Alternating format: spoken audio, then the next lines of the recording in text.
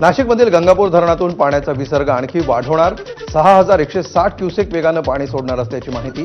यामुळे गोदावरीची पूरस्थिती वाढणार असून नदीकाठच्या नागरिकांना सतर्कतेचा इशारा। नाशिकमधील धरण क्षेत्रात वाढलेल्या पावसामुळे गोदावरी नदीच्या पाणी पातळीत वाढ। रामकुंड परिसरातील मंदिरं पाण्याखाली तर दुतोंड्या मारुतीच्या कमरेपर्यंत पाणी। नंदुरबार जिल्ह्यातील सातपुडा पर्वतरांगेत मुसळधार पाऊस। या भागातील नद्यांना पूर, अनेक गावांचा संपर्क तुटला। पालघरमध्ये पावसामुळे जनजीवन विस्कळीत। मनोर विक्रमगड रस्त्यावरील पूल पाण्याखाली गेल्यामुळे वाहतूक बंद।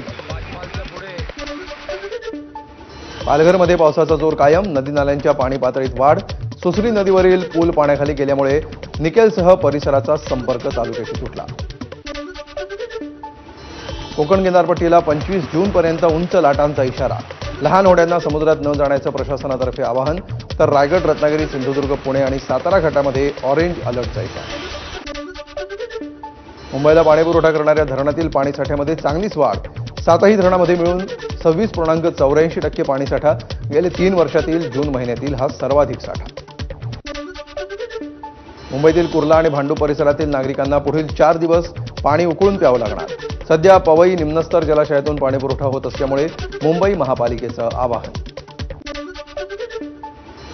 आज मुख्यमंत्री आणि दोन्ही उपमुख्यमंत्र्यांच्या उपस्थितीत त्रिभाषा युती सूत्री संदर्भात महत्त्वाची बैठक। हिंदी सक्तीला मनसेसह अनेक साहित्यिकांचा विरोध। सरकार भूमिका स्पष्ट करण्याची शक्यता। हिंदी भाषा सक्ती विरोधात आज मनसेकडून सह्यांची मोहीम।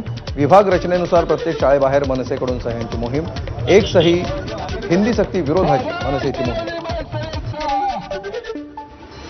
संदीप देशपांडे आणि यशवंत किल्लेदार यांच्या उपस्थितीत मनसेची मुंबईत स्वाक्षरी मोहीम। पहिलीपासून तिसरी भाषा म्हणून हिंदी सक्तीच्या विरोधात दादरमधील शाळांबाहेर मनसेची स्वाक्षरी मोहीम। संसदेच्या अंदाज समितीला 75 वर्ष पूर्ण। त्यानिमित्त महाराष्ट्र विधानभवनामध्ये राष्ट्रीय परिषद। या कार्यक्रमाच्या बॅनरवर इंग्रजी आणि हिंदी भाषेत मजकूर, मात्र मराठीत मजकूर नसल्यामुळे वाद होण्याची शक्यता।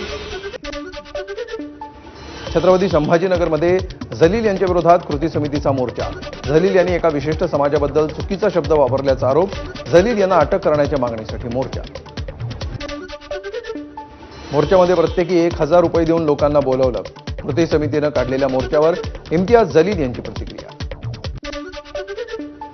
मोर्चा काढण्यापेक्षा जलील यांनी केलेल्या आरोपांचं उत्तर दिलं पाहिजे। विधान परिषदेचे विरोधी पक्षनेते अंबादास दानवेंचा शिरसाटांना टोला।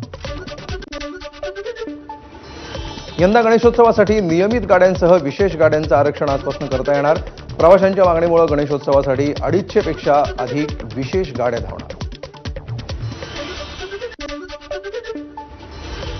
आणि इथे एक छोटासा ब्रेक घेऊया। पाहत रहा एबीपी।